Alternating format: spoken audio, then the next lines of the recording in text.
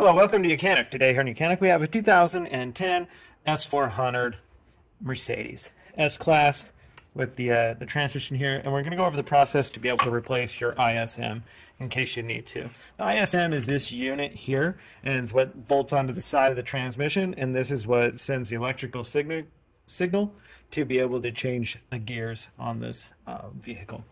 So on the back here we have some indications here. And we've got the splines here, and we have one that's a lot larger, and that would be at the very bottom.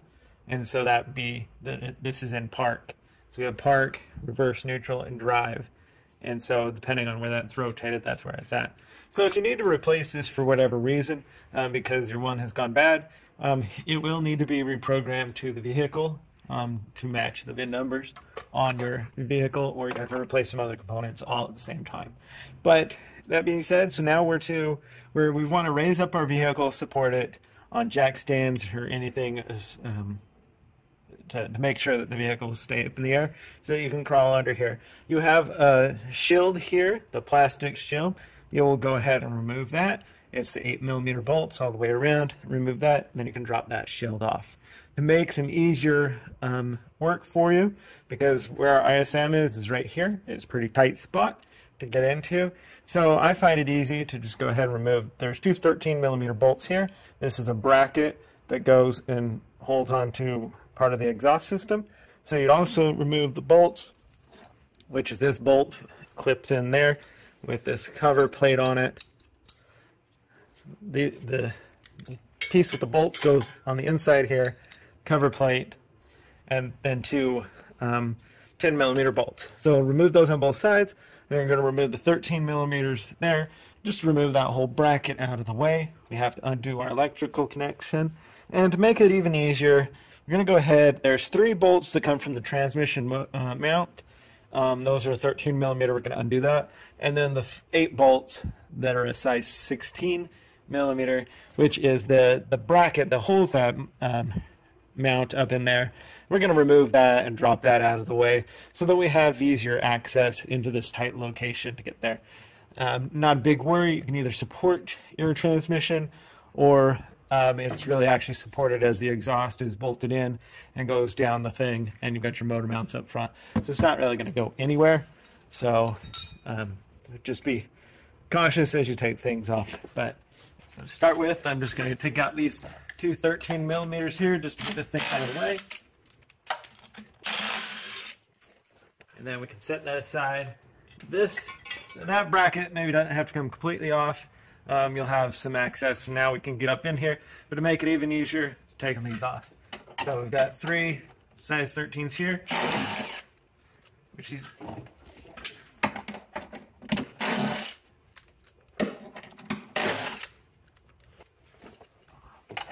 and then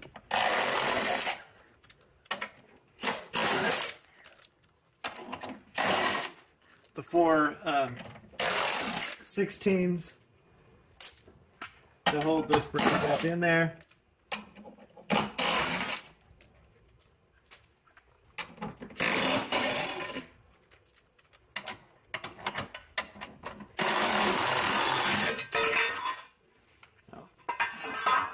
So your transmission will move down a little bit, but as you have the drive shaft hooked up and you have this hooked up, it holds in here. So now that we have that out of the way, okay, so this is where it's going to get a little bit tough in a second here. I'll undo this electric cable, and then we can put that over to the side there. There's little clips that go all the way around here, which are these little metal clips that clip onto here. Just pull those back, and then that will come undone there. Alright, so we have this clip. We have to pull this little red tab down first, and then there is a tab on the top and a tab on the bottom. Press those together, and you'll be able to unhook this clip. And now we have T30s, and we have 4 of them. These 2 aren't too hard to get to. This one is a little bit tougher to get to. The toughest one is right up in here. And so if we look at the way this ISM is, this is the toughest one to get to up top here. These aren't too bad to get to loosen, and then we can pop this off and remove it out the back. And so I've made my own custom tool. The best is if you could have a flat 1/4 inch, because we're using the Torx bits. If you have a flat 1/4 inch, it'll work a little bit better. And then to get extra length, I've just taped it to another wrench itself. It's my custom tool to get these undone where we need to. So you just need to go in the counterclockwise and just be able to get them loosened. So this one here is not as, it's fairly easy. And once you get them loose, we just got to get them removed. That's all.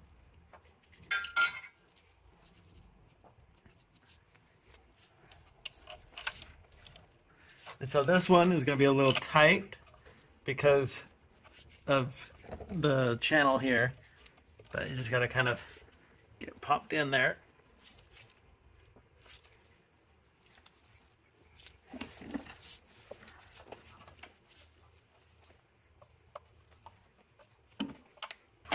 You come to the back here,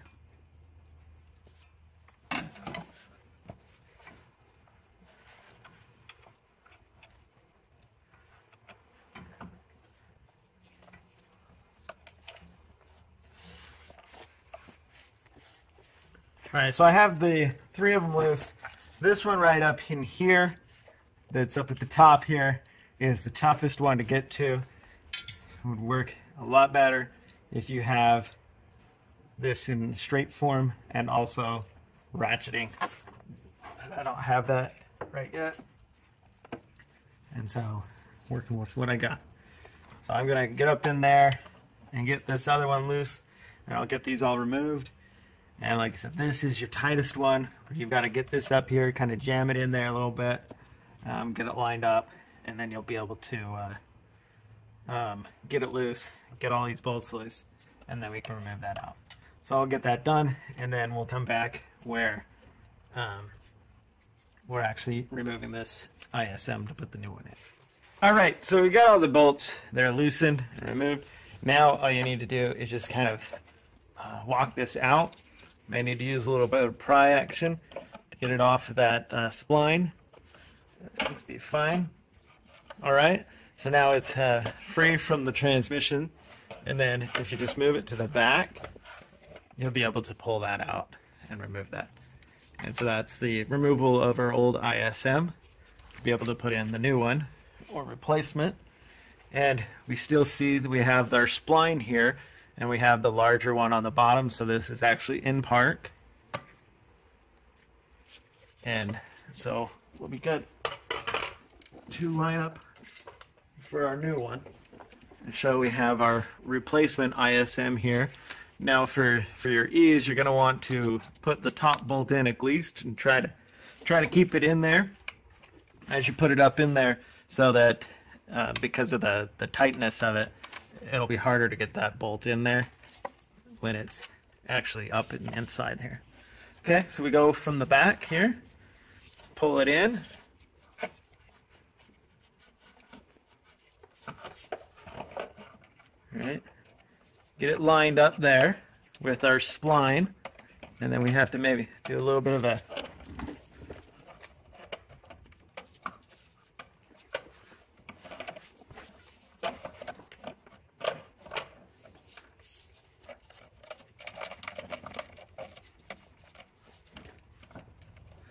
bit of rotation, get those splines to line up.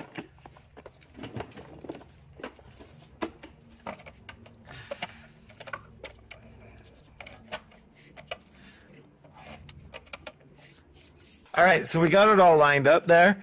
You can see it pulls off, but I just rock it back and forth a little bit, and then being able to apply pressure, and it presses in there. Now go around and put all your 4 bolts back in, and then put your transmission mount bracket back on, and all the bolts to hold that in. You got your 16 mils, 13 mils here, and then done with all that, and then we go ahead, we'll hook up the electrics and we're good to go. But so that's how you would replace your ISM. It's definitely tight locations down here, but it can be done without removing everything and using your homemade special tool, being a 1/4-inch wrench.